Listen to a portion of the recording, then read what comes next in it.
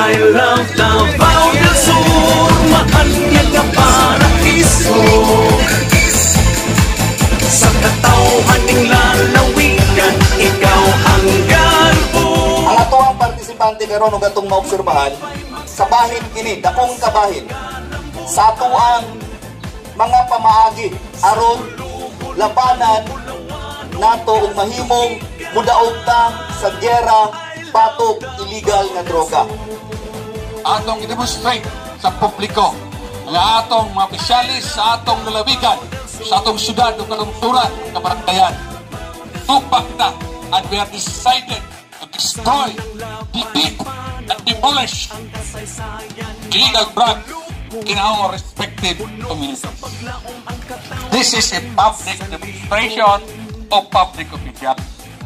And this is where it comes to the matters.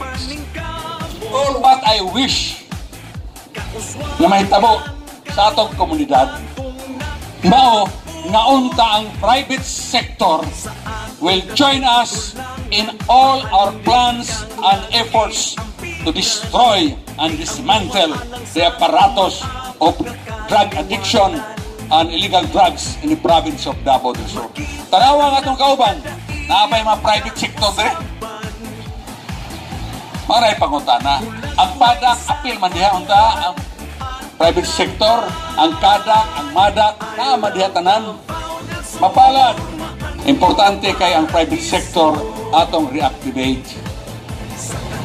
Niya ay mga private sector dire, mga deputy governors ni. That is why in this large community sa atong lalawigan ng Susudan sa Digos, I want to make it a record that it is our desire ato yung gusto untang hitabo na mag-active sad ang private sector sa atong deklarasyon, atong paningkamot na maguba yun entirely ang kalihukan sa illegal drugs sa atong lalawigan o sa siyudad sa Digos. Mingon kita, the President has told us na kinahanglan sa iyang termino mawagtang ang illegal drugs sa atong nason.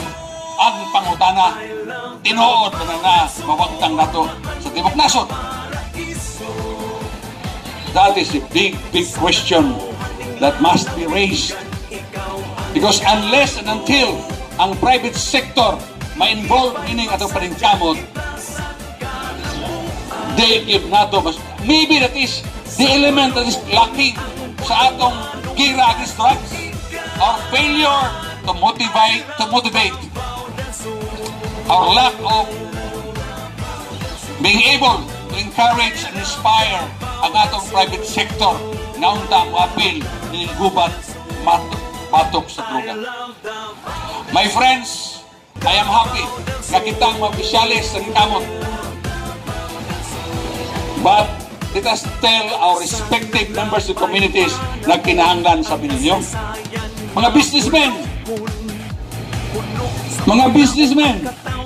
nabay businessmen dire, mga professionals, asa mga abogado dire, na attorney mayor, empleyado mo sa gobyerno ni, kana mga private practitioners, na ba diyan? Ang niyaman diyan, wala naman ka, city official naman ka, balik sa private practice. Diba? That is what it just shows really nga kulang pa ang atong pag-motivate sa atong private sector. Diba?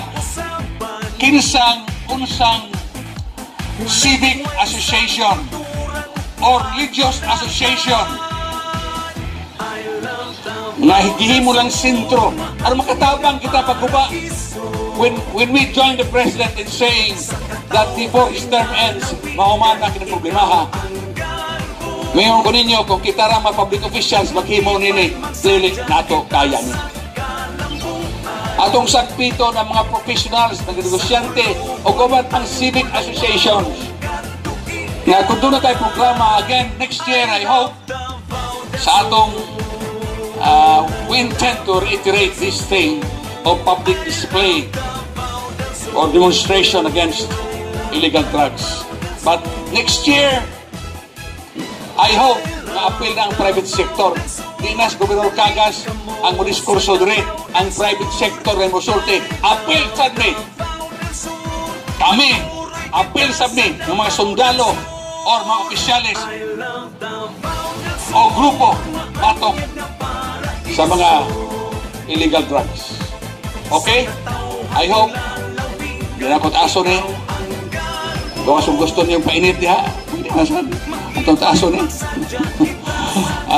Pasalamat lang ko sa mga empleyado nga butan sa Kapitolyo sa City Ginadri.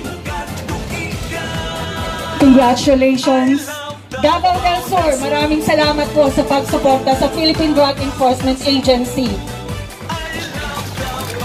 Thank you po. Another plaque of recognition is presented to I love Honorable Davao del Joseph